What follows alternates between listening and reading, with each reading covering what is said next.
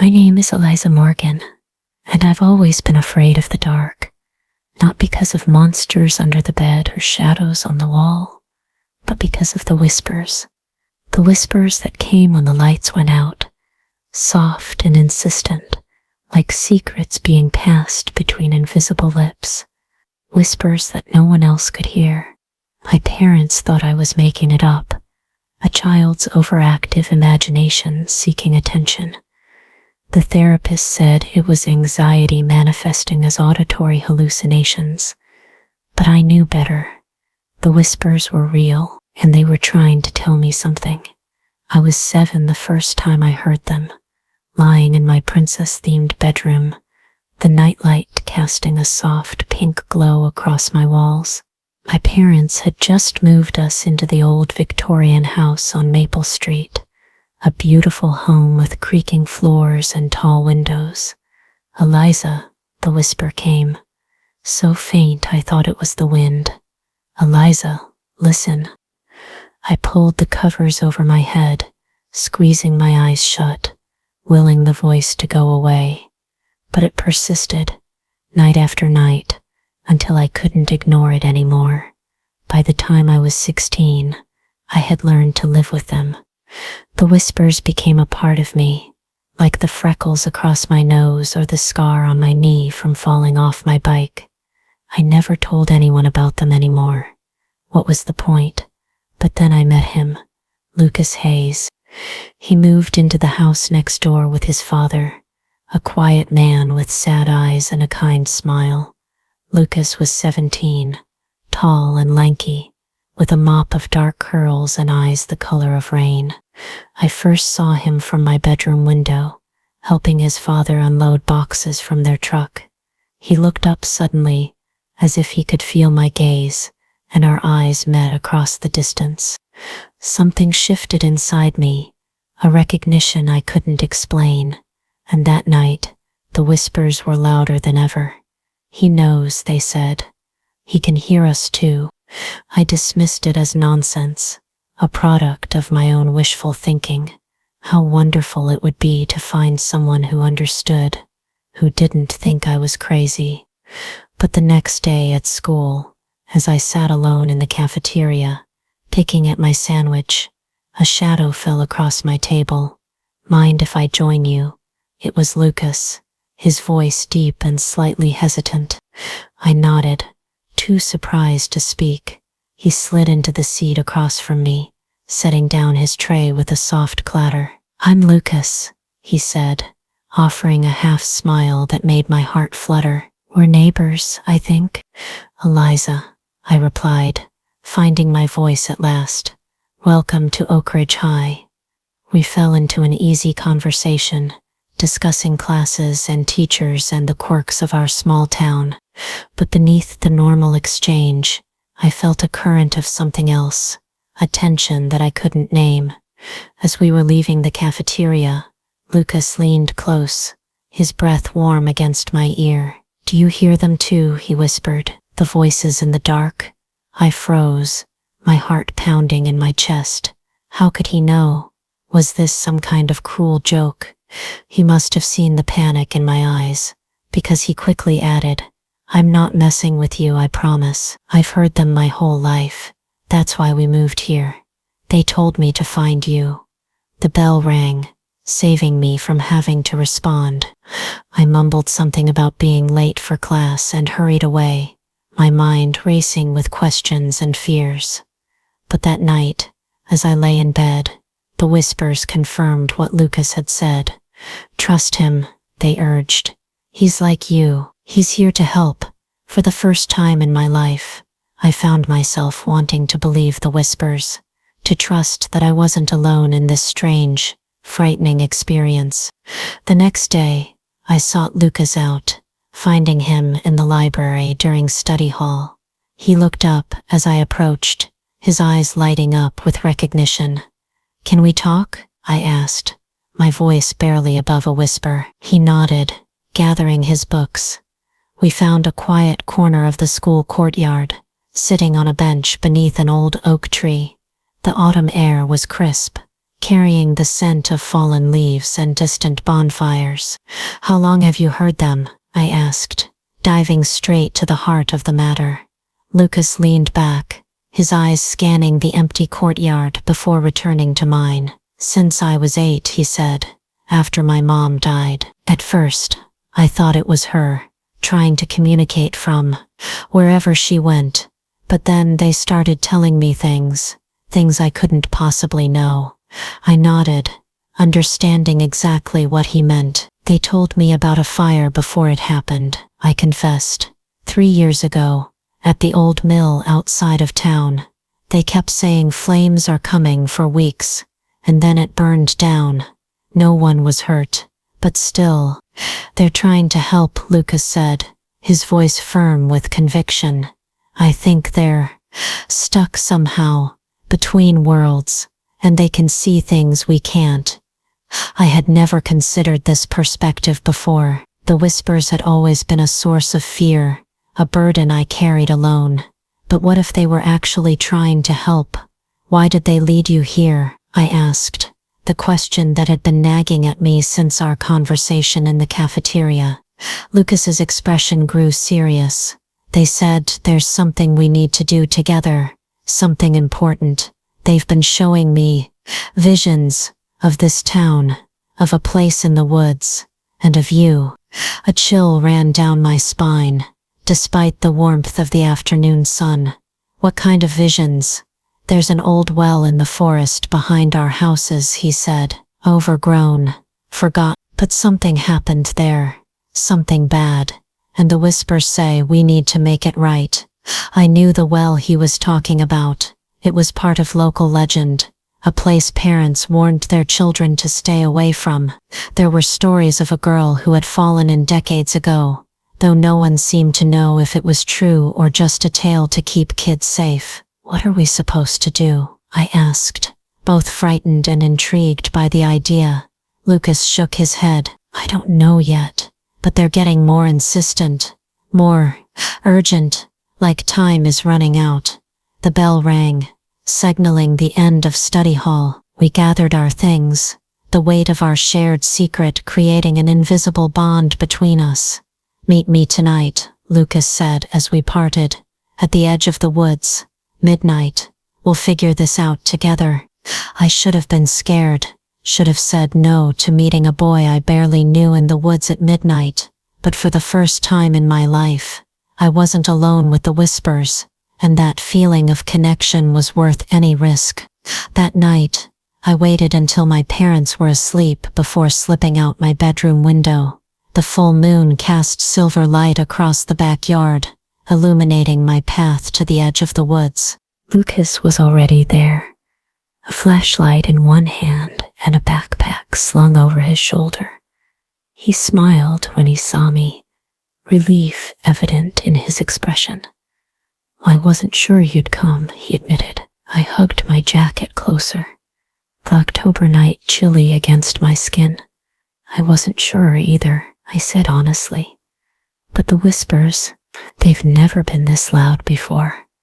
It's like they're excited that we're together." Lucas nodded, understanding in his eyes. "I feel it too, like they're all around us right now." He gestured toward the dense trees. "The well is about half a mile in. Are you ready?" I wasn't.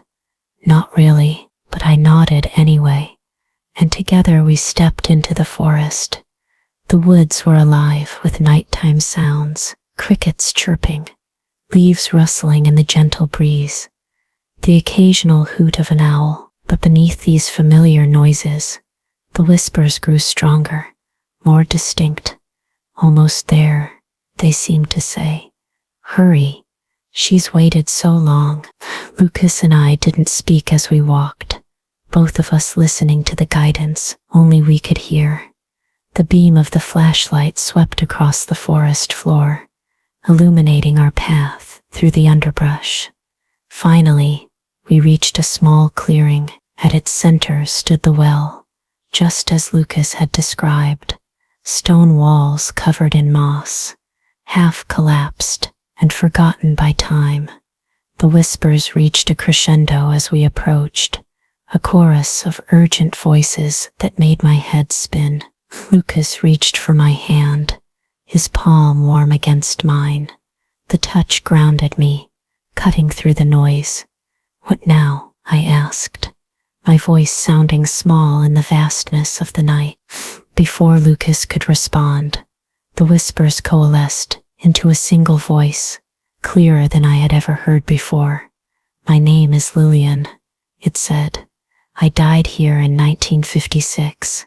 My body was never found. I need to rest." Lucas's grip on my hand tightened. "Did you hear that?" he whispered. I nodded, unable to speak through the lump in my throat. The voice continued, each word distinct now. "He pushed me, said it was an accident, but it wasn't. He wanted my silence." "Who?" Lucas asked aloud. "Who pushed you?"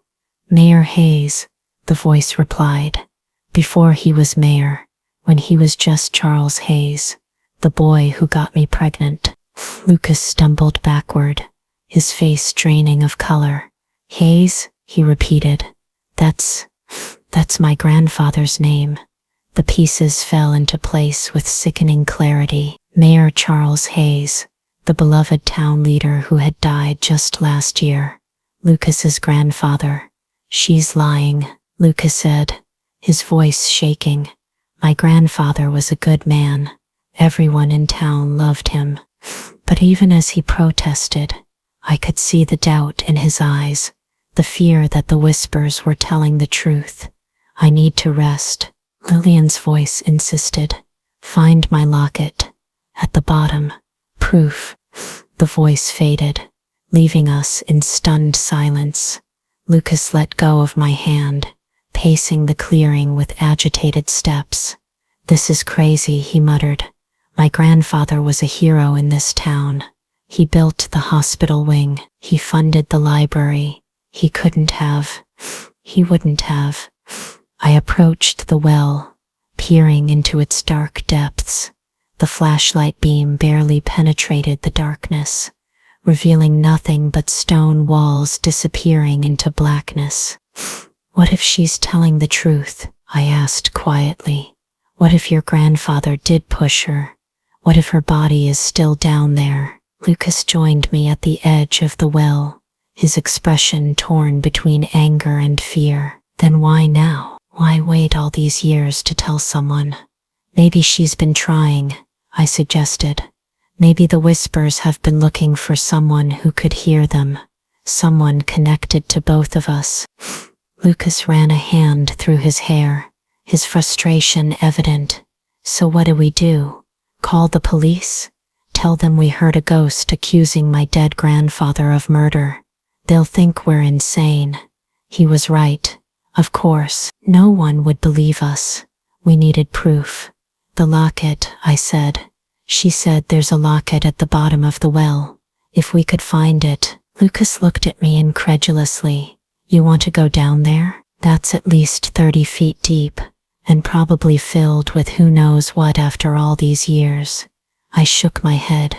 "Not tonight, but we need to find a way to check. If Lillian is telling the truth, she deserves justice. She deserves to rest." The whispers stirred again, softer now, approving.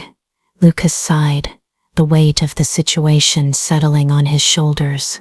"I'll come back tomorrow with rope and better lights. We can figure out how deep it is, see if there's any way to check without getting ourselves killed." I nodded, relieved that he wasn't dismissing the idea entirely. "I'll help. We'll do this together." As we made our way back through the woods, the whispers followed, a constant reminder of the promise we had made. But there was something different about them now, a sense of hope that hadn't been there before. The edge of the forest. Lucas paused, turning to face me.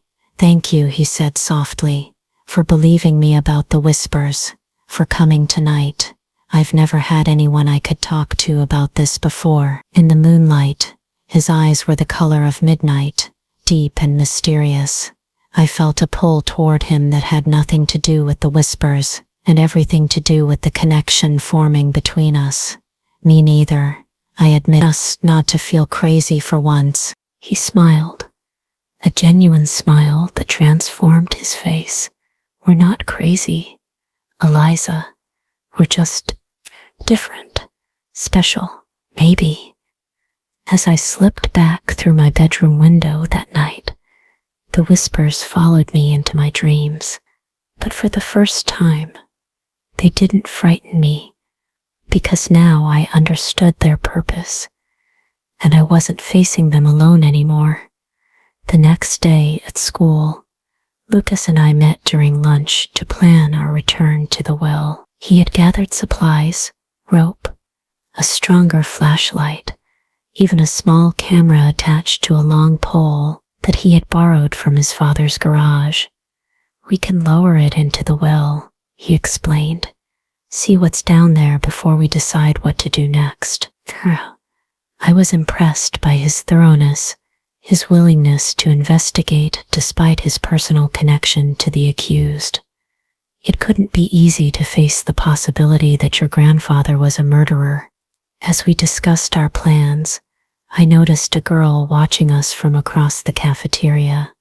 Amber Collins, the head cheerleader and queen bee of Oak Ridge High. She was beautiful in that effortless way that some girls are, with golden hair and perfect skin.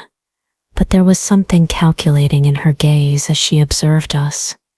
Don't look now, I murmured to Lucas. But Amber Collins is staring at us. Lucas glanced over his shoulder, then quickly turned back. She's probably wondering why the new guy is hanging out with the school weirdo, he said with a small smile. No offense. I laughed, surprised by how little the comment stung. None taken. I earned that reputation fair and square. It's hard to be popular when you spend your childhood talking about voices no one else can hear. Lucas's expression softened. Their loss, he said simply, and in that moment, I felt seen in a way I never had before. After school, we met at the edge of the woods again, this time in the golden light of late afternoon. The forest seemed less intimidating in daylight, though the whispers were just as insistent as they had been the night before. We found the well easily, our path from the previous night still visible in the undergrowth. Lucas set down his backpack and began unpacking the equipment he had brought. I did some research last night, he said as he worked. About Lillian. There was a Lillian Porter who went missing in 1956. She was 17, a senior at Oak Ridge High. The papers said she ran away, but her family insisted she wouldn't have left without saying goodbye. My heart raced at this confirmation. So she was real. The whispers are telling the truth. Lucas nodded grimly, at least part of it. I couldn't find any connection between her and my grandfather in the articles, but he would have been about the same age. They could have known each other. She secured the rope to a nearby tree, then attached the camera to the end of the extension pole. Ready? He asked, his voice tight with tension. I nodded, moving to stand beside him at the edge of the well. The whispers surged around us, a chorus of anticipation. Lucas carefully lowered the camera into the darkness, watching the small screen that showed what it was capturing. At first, there was nothing but stone walls and shadows, but as the camera descended deeper, something glinted in the beam of the attached light. Wait, I said, pointing at the screen. Go back. There was something there. Lucas adjusted the pole, angling the camera toward where I had pointed, and there it was, a small, metallic object, half buried in the silt at the bottom of the well. Is that? Lucas began. The locket, I finished. It has to be. But the camera revealed something else as well, something that made my blood run cold. Beneath the decades of debris and mud, the unmistakable shape of human remains. Lucas dropped the pole, stumbling backward in shock. Oh my God, he gasped. She's really down there. He really did it. The whispers crescendoed around us. a symphony of vindication and grief. Lillian had been telling the truth. She had been murdered and hidden away, her disappearance written off as a teenage rebellion. "We need to call the police," I said, my voice steadier than I felt. "We need to tell them what we found." Lucas looked at me, his face a mask of conflicting emotions. "And tell them what? That we were led here by whispers in the dark, that a ghost told us my grandfather was a murderer. We'll say we were exploring," I suggested, "that we found the well and got curious. The evidence speaks for itself. Lucas, we don't have to mention the whispers." He ran a hand through his hair, a gesture I was beginning to recognize as a sign of his distress. "This will destroy my father," he said quietly. "Finding out his father was capable of this." I moved closer, placing a hand on his arm. "I know," I said gently, "and I'm so sorry. But Lillian deserves justice. Her family deserves to know what happened to her." The whispers softened, as if holding their breath for his decision. Finally, Lucas nodded. "You're right," he said. "We have to do this. For Lillian." We gathered our equipment and headed back toward town, the weight of our discovery heavy on our shoulders. The police station was a small brick building on Main Street, typically quiet in our sleepy town. Officer Jenkins was at the front desk when we entered, his eyebrows rising in surprise at the sight of us. "Eliza Morgan," he said, recognition in his voice. "Haven't seen you in here since that incident with the Thompsons' cat." I blushed, remembering how I had once tried to convince the police that the whispers had told me Mrs. Thompson's missing cat was stuck in the church bell tower. They had humored me, only to find the cat exactly where I said it would be. It had been written off as a lucky guess. "This is different," I said firmly. "We found something in the woods. Something serious." Officer Jenkins's expression shifted from amusement to concern. "What kind of something?" Lucas stepped forward, the camera in his hands. "I think we found human remains," he said, his voice low, "in the old well in Blackwood Forest." What followed was a flurry of activity. More officers were called in, statements were taken, and a team was dispatched to secure the area around the well. Lucas and I were separated for questioning, each of us sticking to our story about exploring the woods out of curiosity. By nightfall, the news had spread through town like wildfire. Remains found in old well, possible connection to cold case. Hayes' grandson involved in discovery. My parents were equal parts concerned and confused when I finally returned home, escorted by a police officer who explained the situation in carefully measured terms. They had always worried about my imagination, and this discovery would only fuel their fears. "Are you sure you're okay?" my mother asked for the 10th time, hovering in my bedroom doorway. Finding that it must have been traumatic. "I'm fine, Mom," I assured her. Really, it was shocking, but I'm okay. What I couldn't tell her was that the whispers were quieter now, softer, like a sigh of relief. Lillian had been found. The first step toward justice had been taken. The next morning, Lucas texted me to meet him at the park. When I arrived, he was sitting on a bench, dark circles under his eyes suggesting he hadn't slept much. "Hey," I said, sitting beside him. "How are you holding up?" He gave me a weak smile. "My dad's a mess. The police came by this morning with more questions. They found old photos of my grandfather with Lillian Porter. They were dating in high school." The confirmation sent a chill through me. "So it's true, all of it." Lucas nodded, his expression grim. "They also found this," he said, pulling something from his pocket. It was a small, heart-shaped locket, tarnished with age but still beautiful. "The locket from the well?" I gasped. "How did you get that? Isn't it evidence?" They gave it to my dad after they photographed and documented it, Lucas explained. Inside, there are pictures, my grandfather and Lillian, and an inscription, for our future. The weight of those words hung between us. For our future, a future that had been violently stolen from Lillian Porter. The whispers were right, I said softly, about everything. Lucas nodded, his eyes distant. They're saying she was pregnant. The medical examiner found evidence. Well, you know, my grandfather must have panicked. His family was prominent in town. A scandal like that would have ruined his future. I reached for his hand, offering what comfort I could. It wasn't your fault, Lucas. You didn't know.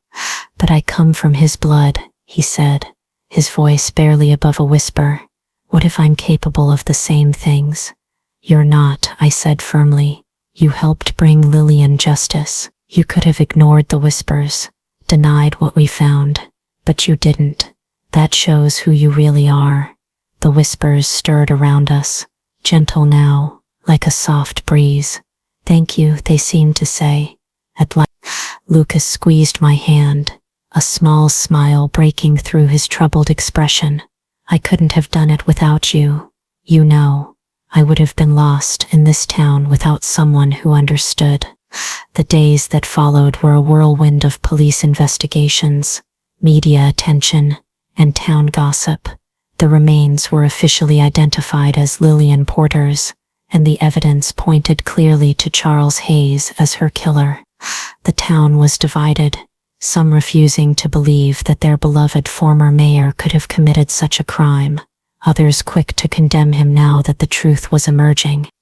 Lucas's family was caught in the middle, his father struggling to reconcile the loving parent he had known with the young man who had taken a life. Through it all, Lucas and I clung to each other, the shared experience of the whispers binding us together in a way nothing else could. We became inseparable, finding solace in each other's company as the storm of controversy raged around us. One evening, about 2 weeks after our discovery, Lucas and I returned to the well. The police tape was gone, the investigation completed.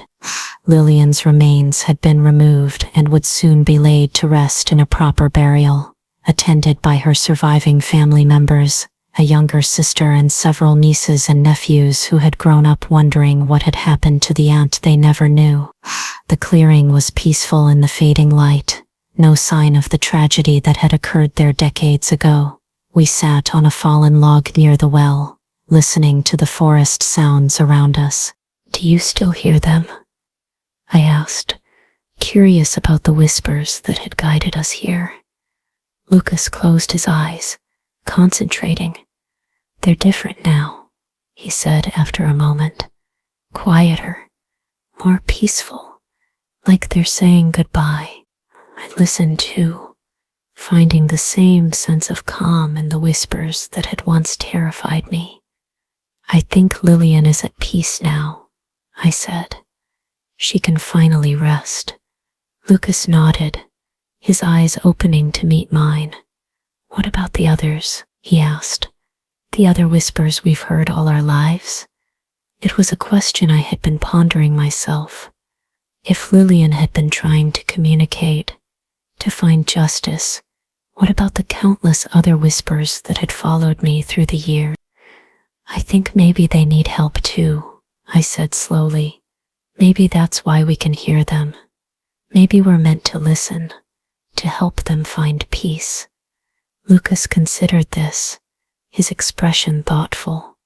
It's a big responsibility, he said, but I think you're right. We have this gift, or whatever it is, for a reason. As the sun dipped below the horizon, casting long shadows through the trees, Lucas turned to face me fully. I'm glad I found you, Eliza Morgan, he said, his voice soft with emotion.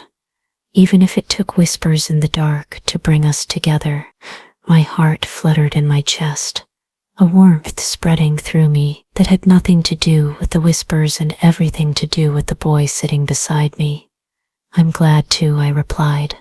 For the first time, I don't feel alone anymore. Lucas leaned forward, his hand gently cupping my cheek. You'll never be alone again, he promised. Whatever comes next, whatever whispers we hear, we'll face them together. As his lips met mine in a soft, sweet kiss, the whispers around us seemed to sigh with contentment, and I knew that my life had changed forever, not just because of the mystery we had solved or the justice we had helped bring, but because I had finally found someone who understood the weight of hearing whispers in the dark. In the months that followed, Lucas and I became experts at navigating the strange world between the living and whatever came after. The whispers continued to guide us, leading us to old letters hidden in attics, to forgotten graves, to people who needed closure for wounds long since scarred over. We didn't tell anyone about our ability, keeping it a precious secret between us. To the outside world, we were just two teenagers who had stumbled upon a decades-old crime. To each other, we were so much more. Lillian's case brought a measure of fame to our small town, with true crime enthusiasts and media outlets dissecting every detail of Charles Hayes's double life and the cover-up that had allowed him to rise to prominence despite his dark past. His legacy was forever tarnished, but the truth had set Lillian free. On the day of her proper burial, Lucas and I stood at the back of the crowd, watching as her sister, now an elderly woman, placed flowers on the casket. The whispers were silent that day, a respectful absence that spoke volumes. Do you think there are others out there? Lucas asked as we walked home afterward. Other people who can hear the whispers? I considered the question, thinking of all the years I had felt isolated by my ability. Maybe, I said. Probably, but they might be afraid to admit it, just like we were. Lucas nodded, understanding in his eyes. Maybe someday we'll find them too, he said. Create a network of whisper hearers. He grinned, lightening the mood. We could have secret meetings and decoder rings. I laughed, grateful for his ability to find humor even in our strange circumstances. For now, I'm happy it's just us, I said, leaning into his side as we walked. As winter gave way to spring, and spring blossomed into summer, Lucas and I continued our quiet mission, listening to the whispers that others couldn't hear. Sometimes they led us to lost items with sentimental value, other times to people who needed to hear messages from those they had lost. We became known in town as the teens who had solved the Porter case, a reputation that followed us through the halls of Oak Ridge High, but no one knew the full truth of how we had done it, or that we continued to listen to the voices between worlds. On the anniversary of our discovery at the well, Lucas surprised me with a gift, a small, heart-shaped locket, similar to Lillian's but new and shining. Open it, he urged, his eyes bright with anticipation. Inside was a tiny scrap of paper with 2 words written in his neat handwriting. For us. It's not for our future, he explained, his voice soft, because I don't want to just think about what's ahead of us. I want to appreciate what we have right now. In this moment, tears welled in my eyes as I closed the locket, letting it rest against my heart. It's perfect, I whispered. Thank you. As he pulled me close, the whispers stirred around us, a gentle reminder of the gift we shared and the responsibility it carried. But I wasn't afraid anymore. With Lucas by my side, the whispers in the dark had become a guide rather than a burden, and as we stood there, wrapped in each other's arms, I knew that whatever voices called to us in the future, whatever mysteries needed solving, we would face them together. 2 people who had found each other through the whispers that others couldn't hear. In a world full of noise, we had learned to listen to the quietest voices, and in doing so, we had found not only justice for those who had been silenced, but also a love that transcended the boundary between worlds. The whispers had led me to Lucas, and for that, I would be forever grateful. Because some connections are meant to be, even if it takes whispers in the dark to bring them to light. If Eliza and Lucas's journey through the whispers touched your soul, help others hear their story by hitting that subscribe button and sharing this video with someone who needs to know they're not alone in their darkness. Your support illuminates our path to create more stories that give voice to the whispers we all carry within, because sometimes the most powerful connections begin when we're brave enough to listen to what others cannot hear.